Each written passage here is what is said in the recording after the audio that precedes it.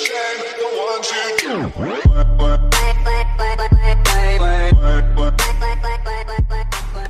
Hi guys, so welcome back to Rydeus-The channel. Our channel, we are on a mission to simplify success principles and make them available so the average individual could carve out their own version of success. The means by which we get content for the channel is that we ask you questions and we attempt to answer your questions with our videos. Today we are doing something a little different. We're not necessarily answering a question that was given, but we're treating with a situation that developed between friends of mine.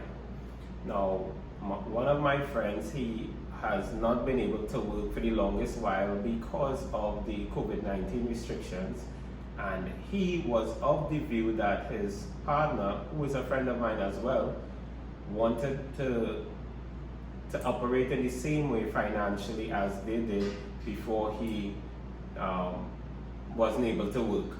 And as a result of that, he was stressed, he was withdrawn, and it created excessive tension between them, among them. And that was unnecessary. So we'd attempt to tackle those kinds of situations in this video. I would use something called the confrontation continuum. Now, let me just get the marker board and we'll go through the confrontation continuum. So, the first thing on the confrontation continuum, let me go through it. It's actually reflection and I statement.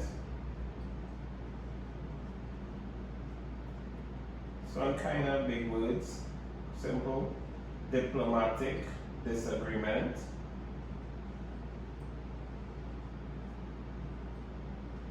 Here is what they call a gentle confrontation, but I would call it preference here. And here is a firm confrontation.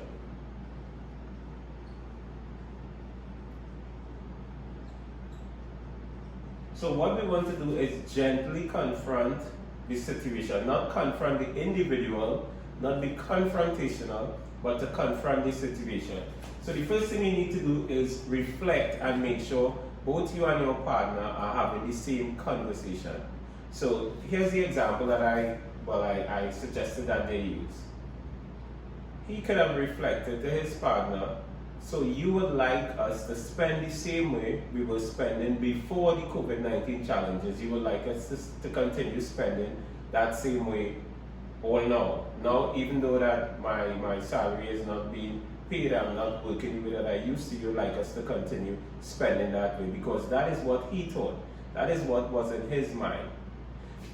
By reflecting that situation, he now had the opportunity for her to respond and say, no, that is not at all what I'm thinking about. That is not at all what I have in mind. What I have in mind is something different.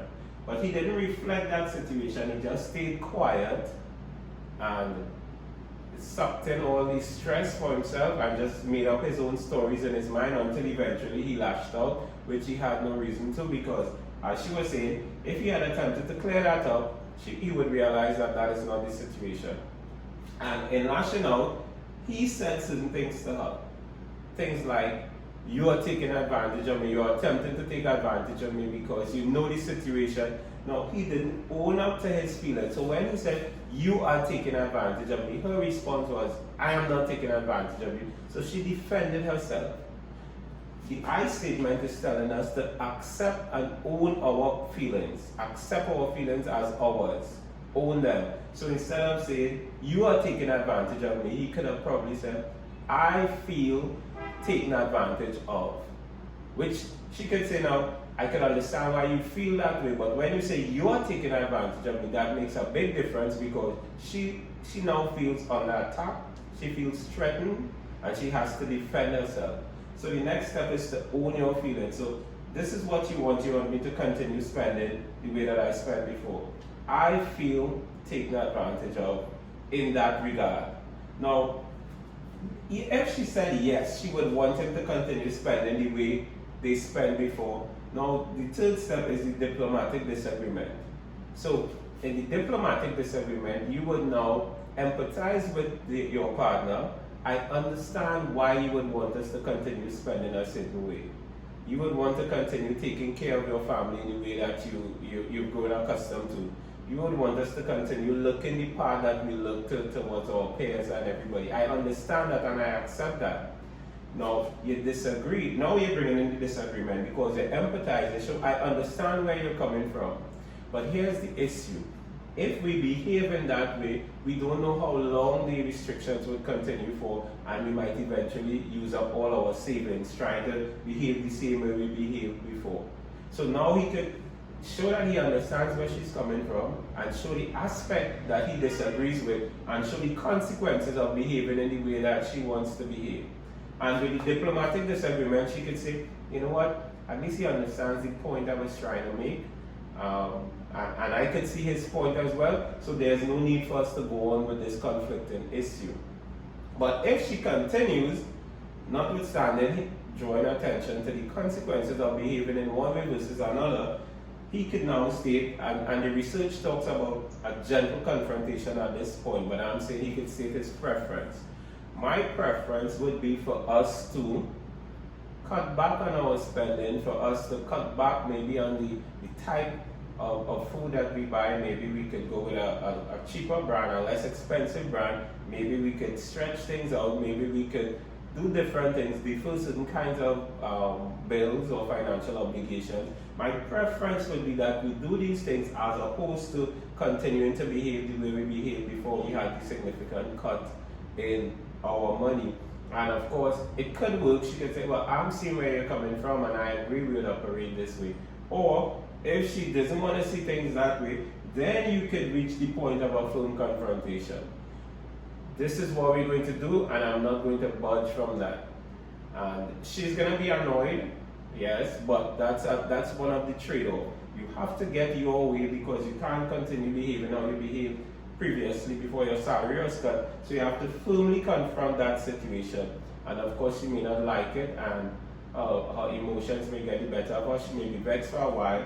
But you actually went through the entire continuum of attempting to make things make sense to her before you firmly confront the situation.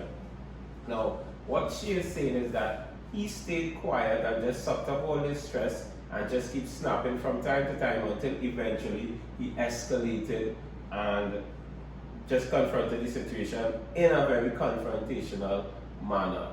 And that is what we're trying to avoid with this video. We're trying to encourage partners to gently confront a situation without being confrontational towards others.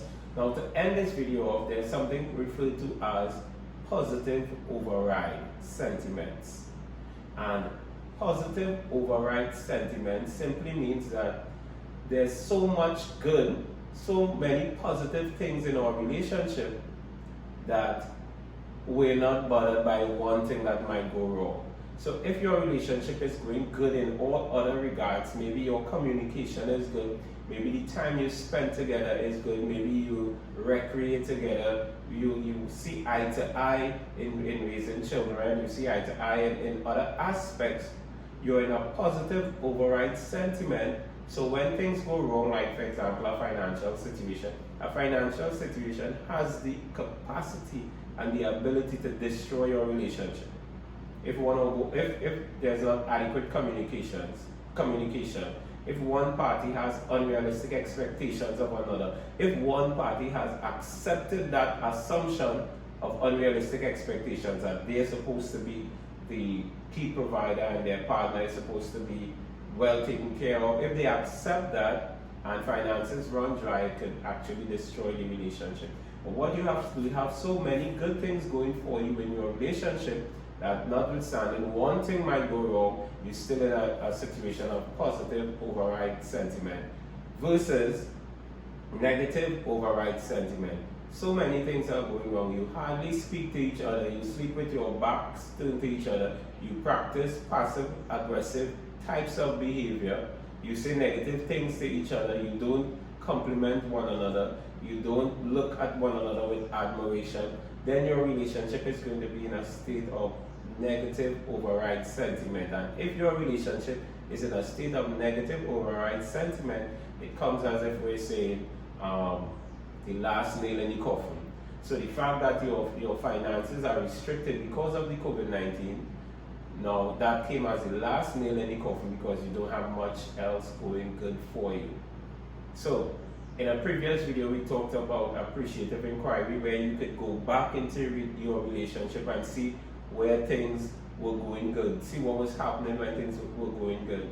You could even go back into your previous relationships and take what was good from your previous relationship, what worked well for you in your previous relationship, and bring it into this relationship.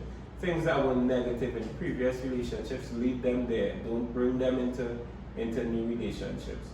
The only way to get good results in your relationship is to continue to work on it, continue to work to improve it. So I hope this video was useful. The aim is that we can firmly confront a situation or gently confront a situation without being confrontational with our partners. Until then, see you in the next video.